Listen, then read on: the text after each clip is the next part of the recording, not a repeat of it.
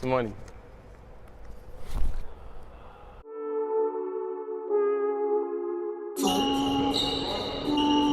Ron Artest came through for a little while. I think his son was on a visit. Oh, really? Yeah.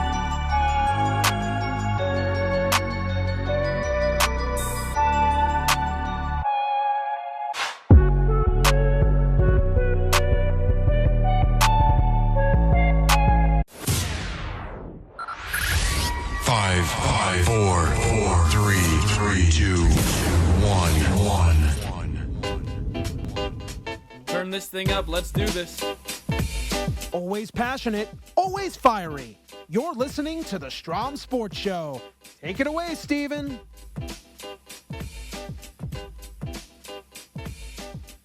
All right, we are with Greg Williams Jr., sophomore guard here. What's going on, my man? Thank you for giving me the time, brother. Thanks for having me. All right, so Greg was a four-star recruit out of Louisiana. Let's first start with your transition from Louisiana to the Big Apple, okay? I know we kind of talked about it a little before.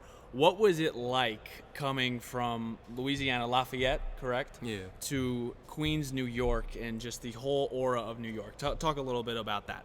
It was a real interesting experience because just being home, and it's kind of small city, you know, and it's not really that much to do compared to New York. Mm-hmm. So coming here was really good to see how many things I could do, and being with my friends. One of my friends, Marcellus, he's from New York, so he really told us and showed us how to get around and stuff like that. So it was real.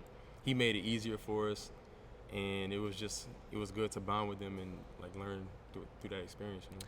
Now this is a big year for you. You led the freshmen on your team in minutes played. You've now Shamori Pons is now on Houston. We know we classify you as a shooting guard. You played point guard last year.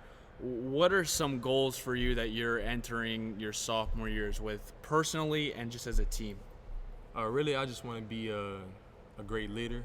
You know, just watching Shamori and all the guards on the team just lead the team, and me watching, playing, just learning throughout the experience. I feel like I could take on that role and just build on that. Now, we talked a little about Shamori. What are some players that had the biggest influence you? You know, as a freshman, man, it's hard to get acclimated in the beginning of this. You look for leaders to help you through your freshman year. You know, a lot of people talk about the freshman wall and all that kind of stuff. Who are some guys that you kind of leaned on last year as you went through your freshman year? Well, for sure, it was Justin Simon, and Marvin Clark, because even days that I felt, down on myself, they saw it in me and they pushed me through it, and they believed in me. So I trusted them and they trusted me, and then it kind of just built it, and we had a friendship that I could remember forever. You know, that's awesome. So Justin especially, he used to always call me his little pup. Cause now, where's Justin at? He got signed, right? Yeah, he signed to the Bulls, I think. That's awesome. So Justin signed with the Bulls, Shamori now with the Rockets. I want to talk a little bit about the guard. I mean, it is so cool that you're in college and your home games. I know you guys split with Carnesecca in the Garden. Just talk about, I mean, growing up, you're an NBA fan, you know about the Garden. How is it like playing in front of that venue and that crowd? See, it's crazy because my story about the Garden is just, I don't know. So let me hear it. The first time we went to the Garden, the first time we played in the Garden, I think we were playing Princeton maybe, and I started. So this is my first time playing in the Garden. We might have practiced there 2 or 3 times. So the first time I'm in the Garden for a game, I'm starting. I'm like, wow, that's wild. We about to tip off, and I'm just looking around. I'm like, wow, this is crazy. It was you had packed. That sense of I made it type of moment. It was packed, and it took me a minute to realize I'm playing the game. Right, I gotta stay focused. Right. So maybe a minute in, I might have did something, and then after that I was like, all right, it's just a normal court. I know we're in the Garden, but I gotta get back to being focused and playing. So it was a real good experience for me. Now, let's just get into your coaching scenario. Obviously, Chris Mullins last year. You are now with your second coach in your second year. Tell me a little the differences between the two coaching styles between Chris Mullins and Mike Anderson, who's coming here. I think I read a stat that he is one of 4 Division I coaches that has not had a losing record. Mark Few, Tom Izzo, Roy Williams, and I'm forgetting the other name. But talk a little bit about their differences and what you like about them. I like them both. You know, with Coach Mullen, he was kind of laid back, and like his system, we kind of just like flowed and things like that. And just a lot of just cutting, like just playing off each other, cutting, flaring, lots of screening. So it was good. But like with Coach Anderson, it's just like intense. You know, we playing with a sense of aggression and just intensity that teams aren't really prepared for. You know, just playing with that tenacity and just getting in people. And I feel like with the personnel that we have, it fits perfect for us because we have a lot of guys that have a lot of energy, and we would just take over teams and take over the game in that sense. Now, is he a lot more intense? Would you say that's the feel? Like when I see Mullins, I see a player coach. I see a guy that is very smart, but is he the type of guy that would get into guys? Because for me, Anderson is definitely that type of I'm gonna get in your face type of coach. Talk a little bit about that. I mean, he's a very traditional coach, so all he wants for us to just play with effort, play with energy, and if we do that, then everything else will flow. So, are you a big NBA guy? You love watching the NBA or no? Yeah, I watch every now and then. Like, any guys that you look at, try to emulate your game after? Some guys you like, some guys you try to replicate what they do. Any ones that you look up to? I like Steph Curry, and like Devin Booker. Like I watch Devin Booker a lot. And like Damian Lillard, just being like quick and stuff like that. If you had to describe your game, what are you? Are you are you more of an athlete? Are you more of a shooter? Like, what would be your type of game? I feel like I'm a distributor, and when it's needed, I can attack and go to the goal and create contact and dish off and stuff like that. I feel like I can just facilitate and get everybody involved. And defensively, I mean, you had a couple of big games block-wise. Talk a little about your impact defensively. Yeah, I feel like, last year, just bringing energy, I felt like that was my role. Yep. So I took pride in that, and whatever my assignment was, I wanted to take care of that, you know, whether it was like Miles Powell or Marcus Howard, like any of those guys that were terrific scorers in the league, I tried to put pride in like my defense and guarding them and doing what's best for the team. Toughest guy you've had to guard your freshman year? Because you had a couple. You just named a couple. Miles Powell, Marcus Howard. I mean, those are 1-2 elite scorers here. And Marcus Howard's coming back. And I think Miles Powell as well. Toughest guard that you had to cover? Let me see. I would say Marcus Howard just because he's quick and he has a lot of range. You know, so you have to pick him up higher than usual. So he's like, and step back and quickness and things like that. So he's a great scorer. Toughest place that you've played? I know you guys went to Duke. First of all, let's get into that real quick. Let's get into that real quick. We talk about the Garden. We'll talk about Duke real quick. That is amazing. You're a freshman. You come in here. You're playing at the Garden. You're going to Cameron Indoor. Talk a little bit about Cameron, how special that place is. That would definitely be the hardest place to play for sure. Really? It's before the game even starts.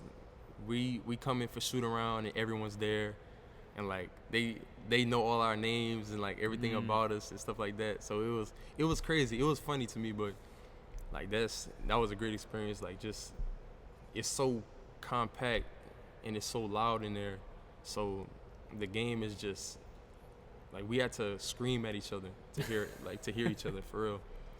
I want to go back to your high school career real quick here, and I think the biggest thing is you're the guy your senior year, right? And a lot of these 4-star recruits, 5-star recruits, and wherever you come from high school, when you come to college and it's your freshman year, it's like you're now a small fish in a big pond. What is that kind of transition like, going from, I think you scored 18, 20 points a game in high school, to now getting here and it's like your role is to bring energy?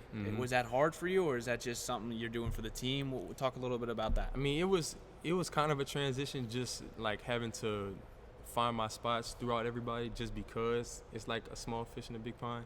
But at the same time, bringing energy is something that I could stand out in. Last one here, and I remember I tweeted this out that you were coming on the show. Your dad retweeted it, gave me that follow. Okay, I see he's a big supporter of you, and that's awesome, man. Just talk a little bit about Pops and what he's been able to do for you. You know, getting it, turned into a man here, and how you've gotten to this level. That's like my number one supporter. I mean, probably tie with my mom, like my brother, Yeah. But for the most part, that's my guy. He sacrificed a lot for me, like just growing up, going to tournaments and practice and stuff like that. So I always talk to him. We always keep up, and it's just like he's every step he's there for me.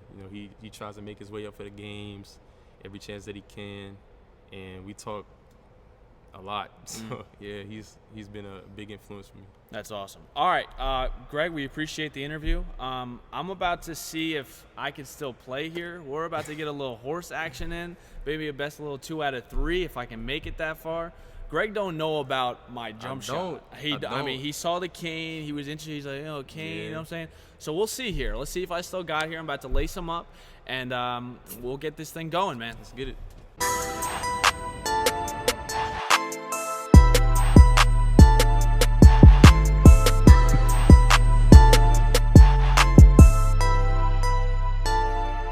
Lacing him up right now with the one and only Greg Williams. We'll see how this thing goes, man. I'm feeling pretty good right now. I need a couple warm-up shots, but we'll see how it goes. No dunking. That's first rule. I'm cool. No rule. You got to show me the jump. Okay. That's sophomore year, Greg Williams. About to lead the Big East in threes. All right. I'm gonna get it going. Yes, sir. All right. Let's do this thing. Here we go. All right. I think Guest should go first. That's just my opinion. You got it. So I'll start it off. I want to control this game today. I don't want Greg getting in any confidence, any rhythm. So we're going to go a little Steve Nash warm-up like you used to do. All right. All right. Let's see, man. All right. I hope he'd make that. Little elbow. All right.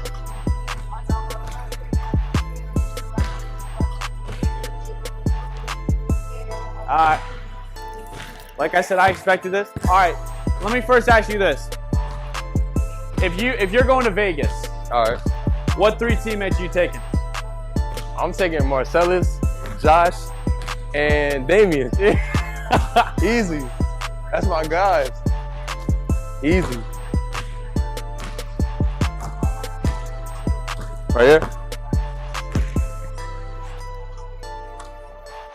Catch every date. Might start extending the range a little.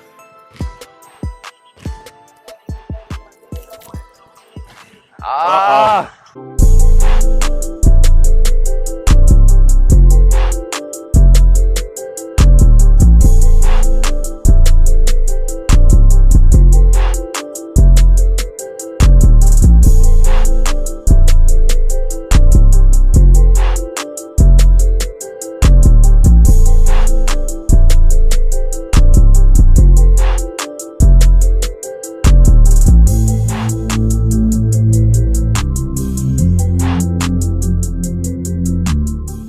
All right, here we go. Game 7, took the first one. He started to expose me a little with my left, a little floater. I shouldn't have run my mouth and told him that I'm just a shooter. But this is it here, Game 7. I live for this. I don't know about Greg, but we'll see what happens here. May the best man win. Yeah. All right? You start.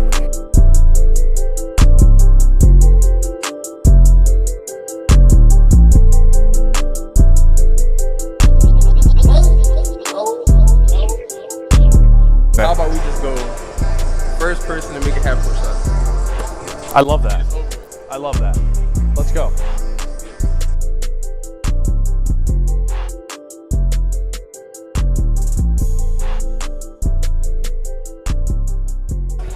All right. I say, listen, we get one more each. None of us make it. I'll take a tie with Greg Williams Jr.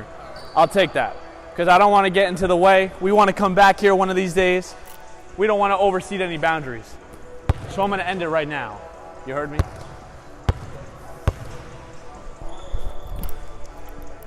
Oh! You should have peeped that walk. I just strutted off. All right, this is it here. Greg Williams does not make this. Tied it up, 1-1. That's it. Does he have it in him? Does he have it in him? He